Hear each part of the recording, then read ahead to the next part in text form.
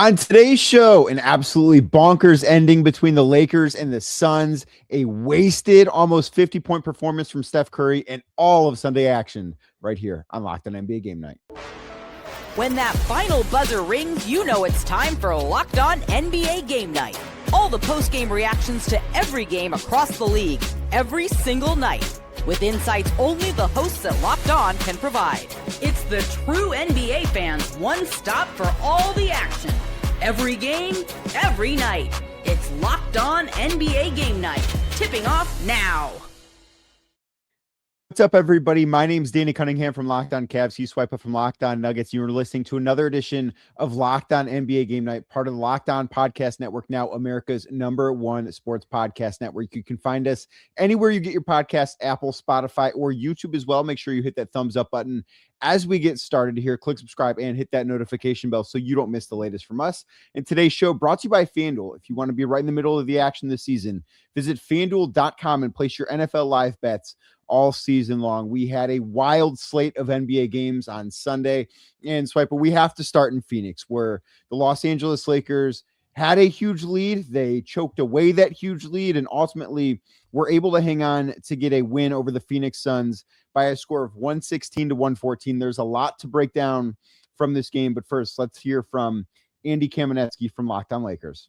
Kamenetsky, co-host of the Locked On Lakers podcast, and the Lakers get a 116-114 win over the Suns in Phoenix. An absolutely bonkers, twisty, bizarre, very physical game where the Lakers had 24 offensive rebounds and 25 second chance points to help offset shooting 19% from deep. The Lakers' hero of the game may have been Jared Vanderbilt, arguably, who had been buried on the bench for the last few weeks. Dillon Brooks hit a go-ahead three with 12 seconds left in the game, part of a furious comeback where the Lakers late in the fourth quarter just stopped running their offense. Then Brooks got ejected for what was roughly his billionth confrontation in the game with LeBron James. The refs, who had completely lost control of this game, finally decided that they had enough. This game would have been arrested for public drunkenness had it not already died from alcohol poisoning. For more Lakers coverage, make sure you're watching Locked On Lakers on YouTube and listening wherever you get your podcast. That is an interesting way to put it, certainly, but the end of this game was pretty wild. So as Andy mentioned, the Lakers had a big lead. Their offense just completely hit a wall late in the fourth quarter. They stopped trying to do what was working. And the Suns took advantage. They were able to cut down and ultimately take a lead late, but there were just so many things that I want to dive in here. But what was what stood out to you with the end of this game, Swipe Up? Just the frenetic pace in which three-pointers can absolutely change how a game is being played. And I was curious, so I actually wanted to look up, because one common theme this year has been Colin Gillespie, is that he continues to hit these insane high leverage three-pointers over the course of the clutch. Danny, this year in the clutch, so last 5 minutes of the game, with a game within 5 as defined by the NBA, Colin is shooting 50% from the field and 50% from three so far. And if you just remember the shot that he had around the 5-minute mark, man, he just is unconscious right now. And then you get into down the stretch of the game, Devin Booker, he missed that 3-point shot. He gets it out to Dillon Brooks. Dillon Brooks hits his shot. I don't know if he thought he got fouled, Danny, or if he felt like, it was, him and LeBron going back and forth and just whatever, but it just led up to obviously the last possession of the game for the Lakers, in which, they get the free throws. But I'm not going to lie to you, brother. If we're talking fouls on a free throw shot, the foul that LeBron got to close that game is quite interesting, given that there wasn't a lot of contact. And if anything, it was contact initiated by LeBron with the leg going out sideways, mind you. But it is what it is, man. It was a really good game. It was fun to watch. It was fun to watch, and I will say, because that play was challenged by Phoenix Suns head coach Jordan Otten. Tyler Ford, who was the official for this game, he did say that Devin Booker made contact with LeBron's wrist as LeBron was going with the upward shooting motion. The leg stuff, I'm with you. That was certainly LeBron fishing for it, but they said that Booker's hand made contact with LeBron's wrist. And the way they're calling that on jump shooters this year. Like that is consistent. The same thing with happened what's to been Wemby called. yesterday. The little same thing happened to Wemby with Caruso. Different crew. And it was a no. I know, but it was a no-go. So that's what I'm saying. Just the consistency is interesting. It is. And the thing too that we've not talked about yet, but what kind of opened the door, maybe not open the door is open, but like push the door wide open for the Suns at the end of this game, the possession before Dillon Brooks hit that go-ahead three, Marcus Smart trying to take the ball to the rim. I think there was a differential of like 2 or 3 seconds between the shot clock and the game clock. Marcus Smart's unguarded. He just tries to go down the rim and lay the ball up and in. His shot gets blocked. I have no idea what he was thinking. Like, I think you need to realize who you are in that moment. If you're Marcus Smart and you're sharing the floor with somebody like Luka Doncic and LeBron James, like you probably want the basketball in their hands instead of yours. And you certainly don't want to put things in danger, because if he doesn't do that, maybe this game turns out different. I don't know. I mean, the Lakers won anyways, but watching that, it was just like a put your face in your hands. What are you doing type of moment. Right. Yeah, I think, maybe he was just looking at it. He had an advantage down the middle of the lane, he thought, and, let me just get it up. At the very worst, it's going to be free throws, or I'm going to make this layup. But to your point, I don't know if that was Ryan Denner or Iguodaro that was at the rim on that possession. I think it was Iguodaro, but I'm not positive. Okay, yeah, it might have been Iguodaro. Yeah, that's just, let's just play the statistics here. That's probably not a good bet that you want to take. And obviously, also made a great play, great defensive play. I like that Devin Booker, when he missed a three, he was able to give it back to Dillon. And by the way, y'all, if you haven't been watching Dillon Brooks this year, this is like one of your first times. He's been like on fire this season, and he's having a really good offensive season all the way around. But look, the Lakers, they get an important win to continue to try to stay, at the top of the Western Conference. They're sitting at 18-7. That's like a really good record, like a very good record, through the first 25 games of the year, especially given LeBron just got back. Luka is not shooting well. He 7 of 25, but, gets to the free throw line 14 times. And then LeBron, obviously, 8 of 17 from the field, 26 points, and Ayton gives you 20. The Lakers are good, and I think them getting wins like this is important, especially for the standings for the rest of the year. Absolutely it is, because this is a team that I'm still not sold on them long-term this year, but every win counts the same. And the more that you can bank in October, November, December, the way that they have to get to 18-7 on the year, the better situation you're going to find yourself in when you get later on in the year and you start playing for playoff positioning, things like that. So overall, and listen, the Suns, I do think, are a good team. I don't know that they're necessarily a playoff team. I think they're probably more of a play-in team in the West, but winning on the road there, I think certainly is a nice win, and one that the Lakers should absolutely be happy about. But moving on to another game in the NBA on Sunday, the Atlanta Hawks get a 120-117 win over the Philadelphia 76ers. Dyson Daniels goes for 27 points on 13 of 19 shooting. Onyeka Okongwu had 20 points. For Philly, Paul George had 35 points on 11 of 21 in 33 minutes. Joel Embiid had 22 points. VJ Edgecombe had 26 points. Ultimately, something I think is a nice win for the Hawks. But for more, let's hear from Locked On Hawks host Brad Rowland. Hello, friends. My name is Brad Rowland, the host of the Locked On Hawks podcast. The Hawks eked out a win at home against the Philadelphia 76ers on this Sunday evening. It was a wild one. The Hawks tried to give the game away a couple times at the end of this game, including a controversial no call and potential backcourt violation in the final seconds. But in the end, the Hawks hit 50% of their threes, and that was probably what pushed them over the top in this game.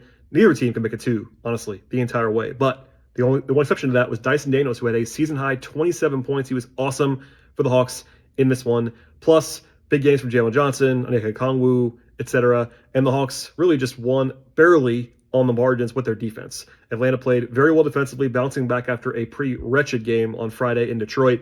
And in the end, the Hawks and Sixers have played twice this year. Both games have come down to the absolute wire, but the Hawks have won both of them in double OT the first time, this time in regulation, but in a very narrow fashion. We'll get into all of what transpired in the game and more on Locked On Hawks. This is a nice win for the Hawks, but there's one other piece of news that I want to talk about with Atlanta, because it was reported by ESPN that Kristaps Porzingis, who did not play in this game, going to be out for at least the next 2 weeks as he continues to deal with an illness. Obviously, this goes back to last year when he missed a lot of time when he was with Boston because he was seemingly sick all the time. I still don't necessarily know that we know what's going on, but I think that this is at the very least a concerning situation. I mean, the biggest thing is just obviously praying very directly that he gets the help that he needs. They identify what the sickness is to the very core of it, and then obviously it's eliminated. Obviously, the doctors do a great job. I want peace for him, because he's been doing this for a year now. This has been a long time for him. So you just imagine beyond the basketball what the health journey's been like for him, not knowing what's been causing him to be sick. So you just want him to be healthy. That way he can be a functioning, full human being that he deserves to be. So obviously, you hope he gets as healthy as soon as he can. Yeah, absolutely. And I think that is something that's just going to be, until we find out more, going to continue to be a subplot that I don't necessarily know defines the Atlanta Hawks this season, but I don't think that they can reach their ceiling without him. They can still be a good team, but they don't have the same identity if they don't have him. They certainly don't have the identity I think that they envisioned when they traded for him earlier this year, right? Like, I think that is something that changes without having him. That just, like, if that gets fixed, I think their ceiling gets raised. Yeah, Kristaps Porzingis, he's a great add to the roster, obviously, having a stretch five, that's a good defender, a good rim protector, and also somebody that can play in the mid-range. He's a good ISO post scorer. He does a lot of really good things, but the good news is Onyeka Okongwu continues to take real leaps, man. Like, 20 points for Onyeka today. He had 15 rebounds. Embiid on the other end had 20 points and 14 rebounds. You can say they played basically to a draw in this game. Obviously, Embiid commands way more offensive attention, so like he's, his offense is benefiting in ways Onyeka is not. But I also want to shout out Paul George, bro. Like 35 points. It's like a vintage Paul George game. And the 3-pointers that he hit today, like some of them were super tight contested, step back, fall aways, but he looks good. He's healthy. I mean, I'm just glad to see that Embiid or PG are playing real meaningful basketball now. By the way, shout out to Nickeil Alexander-Walker, because he just continues to year over year get better. And now he's a starting point guard in the league playing well, even if the box score doesn't show it. He missed 15 of his 18 shots. But you can just see like how much better he makes that team when he's there. And then Jalen Johnson was 5 of 17 as well, but he had another triple-double in this game. Yeah, he's really racked him up lately. Like, he had one last week. I think it was against Washington, and I made the joke against the Wizards that I don't know that triple-double should count unless you get to 12 in all the categories against Washington, and he accomplished that in that game. But he has certainly been a stat stuffer as of late, a guy who also kind of stuffed the box score with Steph Curry. He had 48 points on Sunday against the Blazers, but it wasn't enough as the Warriors fall. We'll talk about that game and all of the other ones next right here on Locked On NBA Game Night. But first, today's show is brought to you by Wayfair. The holidays always show up faster than we expect. And if you're still putting together gifts, last-minute decor, or getting your home ready for guests, Wayfair has you covered. Whether you need a quick room refresh, new bedding, or those final seasonal touches, Wayfair makes it easy to get what you need and fast. Wayfair, truly your one-stop shop for everything home, with decor, furniture, kitchen essentials, and gifts for every style and every budget, all delivered quickly and easily. Wayfair has a huge selection. They've got bedding, decor, kitchen gear, kids' room updates. You'll be able to find everything you need all in one place. And it's so easy to shop by style. It helps you pick out pieces that actually fit your home instead of guessing what's going to look good and what doesn't. Wayfair makes it easy. It's perfect for gifting too, because they've got guides, tons of options, and something for everyone. Most importantly, on any budget. So get those last-minute hosting essentials, gifts for all your loved ones, and decor to celebrate the holidays for way less. Head to wayfair.com right now to shop all things home. Again, that is wayfair.com, WAYFAIR.com.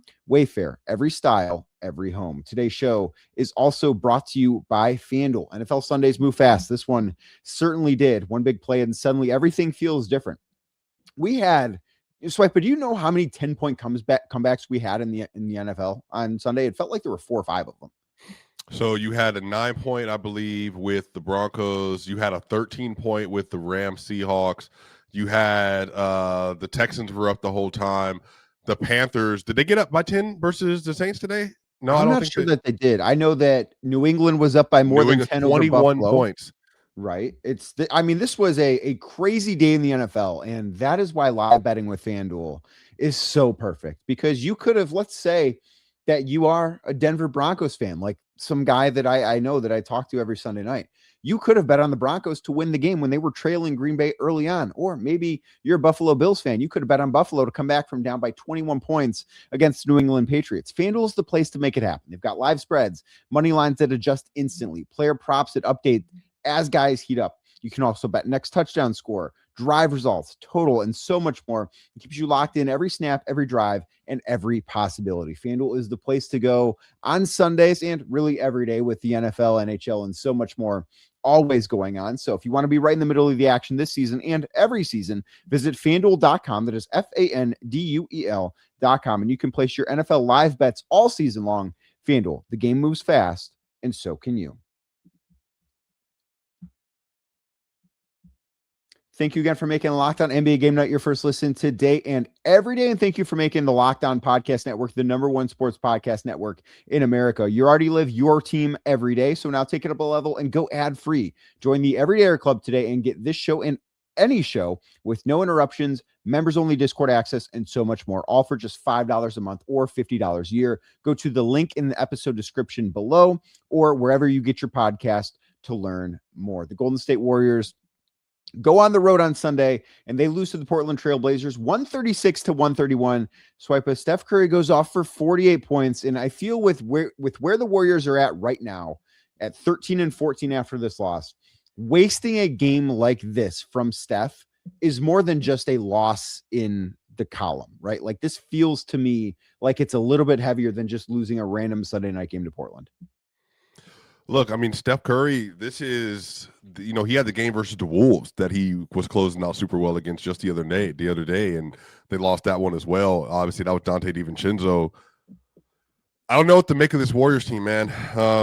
Shaedon Sharpe he's actually not having the best scoring year. I think before this game, he was averaging 21 points on 53 true shooting, which is about 5 points below league average. But then today, he got off. He had 35 points. He was 5 of 7 from 3 in this game. He was a plus 15 in the starting lineup. And obviously, you got a shooter and an on-ball player making that kind of move. And City Sissoko off the bench, he played really well in the 28 minutes that he had. The Warriors just don't feel like they have a lot of lineup versatility. And so if it's like Steph and then it's Jimmy, Draymond, and at this point, it's like Quentin Post. Like, can you really give us some real good minutes on the interior? Buddy Hield, come off the bench and hit some shots. But they don't have that wing that I think makes a big difference for this roster. And I think Jonathan Kuminga was supposed to be that, but obviously now he's getting DMPs. They're just not good, and I think some of this is last year when they had Jimmy Butler and Steph Curry in the lineup, I mean, they were going wild. They were one of the best teams in the NBA. It still feels like that two-man duo was good, but it's just not the same. Now, I think their roster is missing some things. I just don't think they can be as reliant on Steph Curry as they normally would be because, again, this year, per Data Baller, the Warriors are only 2.6 points per possession better with Steph Curry on the floor this year. And I just don't think that he can give you the same kind of high-impact minutes that he was giving you in his prime. So then you have to be able to offset that with something else, which usually would be like a diverse amount of talent. But the roster, I think, is in such a funky place that Steph's not even able to lift it in a way that he probably could in other situations. Yeah, I think that's a really good point. And I do think that part of this is the Jonathan Kuminga situation, like the fact that the Warriors have not been able to figure out how to utilize him and they can't get him to be a consistent basketball player. And I think a lot of those young guys leave a lot to be desired. Like Brandon Pajemski's fine some nights, other nights he's not great. Moses, like you can say, I think the same thing. And Kuminga's a different situation a little bit. But I think you can kind of feel the same way about all of their young guys. It's like, you know what, they leave a little bit to be desired, and this team's not going to be able to reach their ceiling this year without those guys. And they just don't have much time left to figure out what that ceiling is. And the trade window really opens right now. Like so much of the league became trade eligible 15 minutes ago, as it's 12:15 in the morning on Monday, December 15th. So I do wonder if they're going to be a team that's active earlier than later. We will certainly have to wait and see. I'm glad you brought up Shaedon Sharpe, though, because that 35-point game, obviously one of, if not the best games that he's played so far this season. You mentioned he was 5 of 7 from 3. Coming into the game on Sunday, Sharpe was one of the worst medium to high volume 3-point shooters, shooting 28% on 6 threes a game. There are only 5 guys in the NBA entering play on Sunday with worst 3-point percentage on over 4 attempts per game. So for him to have a game like this, it almost feels a little bit like found money if you're the Blazers. But I guess kind of the question I'll wrap with, is this a bad loss for Golden State or a good win for the Blazers? Well, so I'm a little stuck in between two places here. I thought that the Warriors and Portland were going to be good this year. But obviously Portland dealt with a lot of injury issues. I think this is a bad loss for the Warriors because, they don't want to be in a play-in again. Because, again, what happens when you're in a play-in, Danny? You have to wear out your older players and then get them to the playoffs, and then they have to go through a grueling round. I think they want to win games, so they don't want to lose them. So this is a bad loss for them. But I think the Portland's trying to get into the play-in again. Go ahead. It's not even that about the play-in. It's you get into the play-in, you're going to be guaranteed one of Oklahoma City, Denver, or Houston. And you know what Golden State's not doing in the playoffs this year? They're not beating 4 times in 7 games Oklahoma City, Denver, or Houston. Those are not only the 3 best teams in the West, those are the 3 best teams in the NBA. Like whoever is in the play-in in the West is not winning a first-round series. Like you have to, I think, get to the 4-5 if you realistically have a chance. Yeah, for sure. I definitely understand that. I just think you want to make it easy as you can, man. And I just think it's so crazy to me that, like, Danny, have we been having the same conversation about the Warriors since like 2023, basically? Like, since their last title, yes. This is who they've been since their last title. They had a nice run once they acquired Jimmy at the trade deadline last year, and they became, I think, a respectable, formidable team the second half of last season. But since their last title, this is kind of who they've been. And when you have and I know like the roster changes a little bit from year to year. They're not the same exact team they were then. But when a team has a sample size as large as this one, like if a team stinks for, 15, 20 games and they're injured and stuff like that, you can look past it to an extent. But when the sample size is as big as it is with the Warriors being just kind of this team, maybe we should just listen and say, you know what, that's actually who the Warriors are. Yeah, I agree. Yeah, it's unfortunate. I want to see Steph play high leverage basketball, but I don't know how sure we are to get that this season. Yeah, I'm not sure that that's going to be in the cards this year either. One more game out west I do want to touch on real quick before we get to our next break. The Minnesota Timberwolves got a 117-103 win over the Sacramento Kings. Here's Locked on Wolves for more. Beat the Kings by 14 points on Sunday night for their 7th win in their last 8 games. I'm Ben Beacon, host of the daily Locked on Wolves podcast. And Minnesota won a second straight game with no Anthony Edwards. Plus, Rudy Gobert left after halftime due to personal reasons, only played 20 minutes. He played well, but the Wolves actually closed a lot better than how they started the game. Stop me if you've heard that one before. Rough first quarter again for Minnesota, down 7 at the end of the first frame. Inefficient and ineffective offense, but only down 1 at halftime in a much stronger second half than a first half, and actually down a point early in the fourth quarter, and they used a strong final half of the fourth quarter to win. Jaden McDaniels was really good offensively, not super efficient, but impactful on offense. Julius Randle, another double-double, and Naz Reid off the bench, an awesome performance, 20 and 11. They needed him on the glass with no Rudy Gobert. Also, Bones Highland, starting his second straight game, left the game against the Warriors due to injury, but was healthy in this one. 18 points on just 10 shots, plus 5 assists. And we're going to be having a Bones Highland conversation here. Is he part of the rotation when Ant returns? Hopefully, Ant returns this Wednesday. But the Wolves now in good shape, 17-9 for after their 7th win in the last 8 games, and a team effort and another Ant-less win for Minnesota. Anytime in the NBA you win a game without your best player, I think it's a good win, even if it's against a team that is just like as bad and directionless as the Kings. Best player. Dante DiVincenzo played today. Oh, stop it. Look, I'm not saying I love Ant. I love Ant, but have y'all been watching Dante DiVincenzo as of late? My goodness, what a player. What a special talent, man. That's a great player, dude. I'm telling you, man, the Knicks definitely miss him. Look, hey, everybody, Minnesota fans out there, everybody trying to write off Minnesota, said they're dead. Look at them, 17-9. 17-9 on the path to winning 52 or more games again. The Timberwolves are a really, really good team, America. They are a really good team, and they're not off to as slow of a start as they've gotten off to the past couple of years. And I think that could be a very good thing considering how well they've played in the second halves of each of the past couple of years. But we've got a few more games to get to, including a Hornets overtime win over the Cavaliers and everything else that happened on Sunday right here on Locked On NBA Game Night. But first, today's show is brought to you by Rugiet. Let's be real. Making excuses doesn't solve anything. We've all heard them before. It's just stress. I'm tired, or it happens to everyone sometimes. But when it comes to performance, sometimes your body just needs a little bit of extra support. And that's where Rugiet comes in. Rugiet.com offers fast-acting doctor-prescribed treatments for ED designed to help you stop making excuses and start making moves. Rugiet makes it easy to get started. You just connect with a board-certified doctor 100% online. No awkward waiting rooms, no in-person appointments. And if prescribed, your treatment ships discreetly straight to your door. The process is fast, simple, and private, and it's all handled by real doctors. It's about confidence, connection, and getting back to the moments that matter. So visit Rugiet.com. That is RUGIET.com/LockedOnNBA to get 15% off your first order. Again, Rugiet.com, RUGIET.com/LockedOnNBA. And do not forget to use that code LockedOnNBA so that you get 15% off that first order and so that they know we sent you. Rugiet, stop making excuses and start making moves.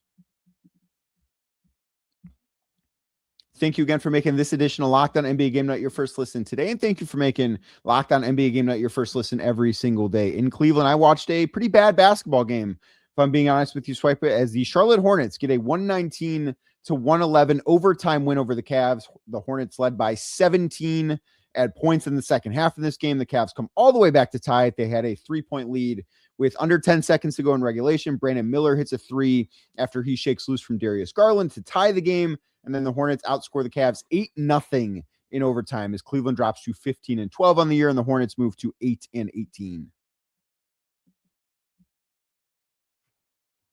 Brother, what's going on with your team?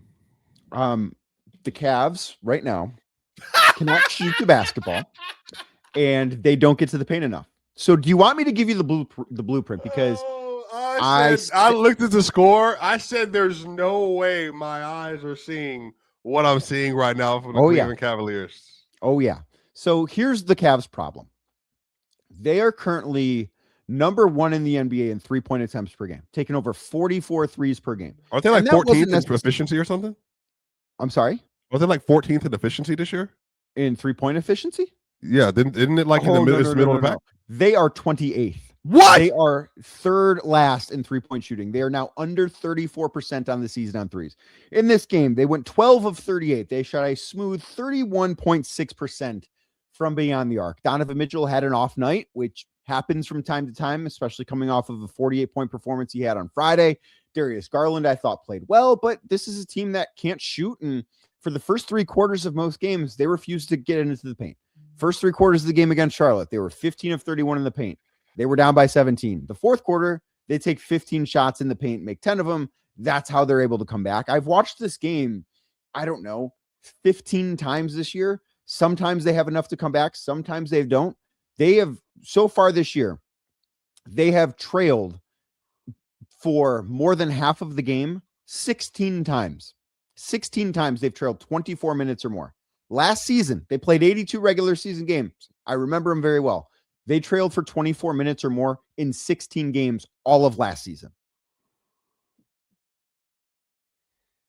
There's no way Jordan not leaving major offense fall into a depth. Well, no, I think it's a combination of things. I think Darius Garland is still working his way back, and I think that he has been moving around better. Like, I thought he moved around well for the most part on Sunday, and he had a good game. And I thought he moved around well for the most part on Friday. But also the Cavs have been without a bunch of guys, right? Like, today on Sunday, Evan Mobley missed this game with a calf strain. He's going to miss 2 to 4 weeks. He's the 13th guy on the Cavs that has missed a game because of injury so far this season. Cavs only have 14 players on standard contracts. The only guy that's been active for every game is Thomas Bryant. They've not had Sam Merrill, who's a big part of what they need offensively. Like, they just don't right now have enough shooting. It doesn't matter if Jordan Ott's on staff. It doesn't matter if Red Auerbach. It doesn't help that Lonzo Ball can't make anything from 3 years. No, Lonzo Ball has shot the ball terribly. Like I mentioned, Shaedon Sharpe, Lonzo Ball is one of the few guys that has been a worse medium volume shooter from beyond the arc. Like, they've just not been able to shoot the basketball well. I don't know what the stat is right now, but I know that as of Thursday, 5 of their top 11 guys, and we're not going to include Jared Allen in this because he doesn't shoot threes, but 5 of their top 11 guys were shooting 35% or better on threes. Last year, 10 of their 11 guys, again, Jared Allen, the outlier there, were shooting 35% or better on threes. DeAndre Hunter hasn't been shooting the basketball well. Again, Darius Garland's still working his way back, so that's whatever. But like the fact they're missing Sam Merrill, the fact they're missing Max Strus, like they are missing a lot in terms of what those guys bring to the table, and they just don't have anything to replace that. I think that has really stunted their offense. Like, so much of it's on Donovan Mitchell's shoulders. For the most part, he's been awesome this year. Sunday, he wasn't. And the fact the Cavs couldn't overcome a bad performance from him on Sunday against the Hornets is a troubling sign to me. Yeah, I don't think it will last forever. I think that eventually that shooting average is going to hit y'all like a rock, and then you'll shoot basically a bleeding from the field for a quarter of the season, and you'll get back into the home court advantage in the standings. But yeah, it's definitely off to a slow start right now. Yeah, so it is. It was not a fun game to watch. I feel like I've watched 10 of those games this year. The Cavs are just not a good watch right now, and there's no other way to say it. So we're going to stop talking about them, and we're going to move on to a couple of other teams that are not a fun watch, because the New Orleans Pelicans, yeah, they're not a fun watch, and neither the Chicago Bulls, the team they beat 114-104 on Sunday. Here's Jake Madison from Locked On Pelicans with more. Two-game winning streak for the New Orleans Pelicans after they beat the Chicago Bulls 114-104. I'm Jake Madison, host of Locked On Pelicans. It was rookie Jeremiah Fears making his homecoming from Chicago. 20 points for New Orleans in this one. Steady throughout the whole game, but playing all 12 minutes in the fourth quarter to really help them close this one out. Pelicans were up early in this one, let it get away from them in the third quarter, but closed the fourth quarter out really strong, going on a run to just close the door on the Chicago Bulls. Nice homecoming for the rookie, who's been really impressive this season. Derek Queen, by the way, the other impressive rookie, 4 assists in the first quarter, but the rotation was interesting for New Orleans in this one. Zion Williamson returned from injury early. That's rare. And he came off the bench. This was his first time ever not starting an NBA game in which he's played. Coming off the bench led to some interesting rotations. No Derek Queen in the fourth quarter, but you saw Zion Williamson closing out. And then Carlo Makovich, really excellent in the fourth quarter to help New Orleans get this one. They've been playing better over the past couple of weeks or so. They're not getting a ton of wins, but you're seeing something start to kind of build here. Maybe it's just the rookies, but they delivered in the win against the Chicago Bulls. Do you have anything to add to what Jake had to say before we move on to another game with 2 more not great watches? Okay, I didn't think so. Let's head on over as the Brooklyn Nets get a 127-82 win. Oh my gosh, a 127-82 win over the Milwaukee Bucks. Here's Camille Davis with Locked On Bucks for more.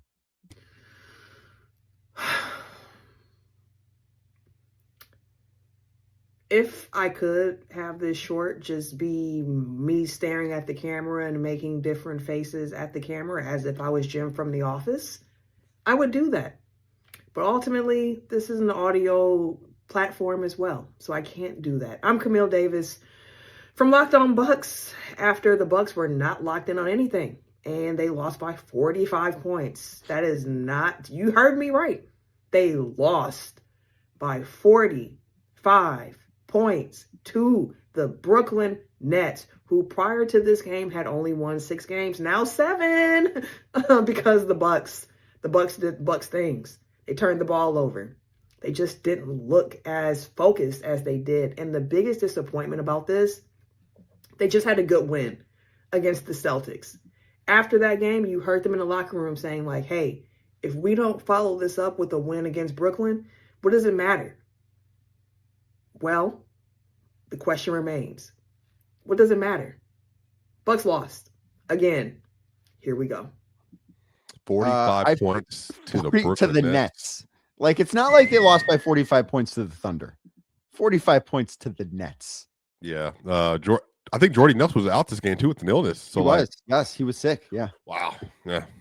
That is quite a loss and not a fun watch if you're a Milwaukee Bucks fan. Ryan Rollins had 11 points, was a minus 28 in 22 minutes.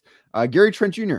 scored 20 points. He was, I guess, the bright spot for Milwaukee. For Brooklyn, they had a few nice efforts. Noah Clowney had 16 points in 22 minutes. Michael Porter Jr. really didn't need to play much because, again, they won by 45 points, which I don't think I anticipated happening at any point in the season for the Brooklyn Nets. And finally, we head on over to Indiana, where the Washington Wizards get a 108-89 win over the Indiana Pacers. Here is Tony East with more.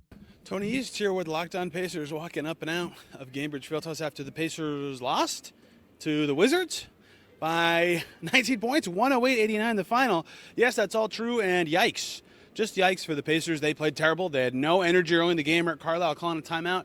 About 75 seconds in, it was 4-0 Wizards. The Pacers were winning at the end of the first quarter, but Carlisle said their energy and offensive process was still bad despite some lucky made shots going in, and he was right. That carried through the whole rest of the game. Pacers shoot terribly from the field, well under 40% in the mid-30s. They could hardly stop the Wizards at key times of this game. They got good energy from Isaiah Jackson. It's about it in terms of consistent effort tonight, and maybe their lowest point of the season, certainly among them, as they fall to 6-20. They didn't get enough from their best players. They didn't really get enough from anybody. When you lose to the Wizards at home, you go, what just happened? We'll talk about it on Locked On Pacers. Who should feel worse today? The Pacers or the Bucks? Oh, the Bucks. The Pacers, hey, you know the good news is, scrap this year. I'll have my own pick. I could add Cameron Boozer to this roster when Hallie comes back next year. Sounds great to me. Keep the Pacers, you're in prime position. There's no losing. You fight, put effort forward, maybe make the playoffs or play in this year, or you suck, and then you get a top draft pick next year. I mean, look, it all works out for the Pacers. I think they should keep losing if they can. I think that you are right about that. 45 points in that is just absolutely absurd. I can't believe we were lucky enough to get to talk about that today. But thank you for hanging out with us here right here on Locked On NBA Game Night. We appreciate you for making this your first listen today and every day. And now that you've listened to this, so go make your favorite team show your second listen. And if Locked On NBA Game Night made your Spotify Wrapped, prove it on social media. Secure a free month of the brand new Everydayer Club. Just tag the National Locked On Podcast Network account on any social platform. They'll drop you a code. Be one of the first to join the Everydayer Club to get your favorite show ad-free and exclusive access to the members-only Discord channel. If you want more about the Denver Nuggets, go check out Swipa over at Locked On Nuggets. If you want to hear about the bad basketball game I watched, go check out Locked On Cavs, and we will talk to you a little bit later right here at Locked On NBA Game Night.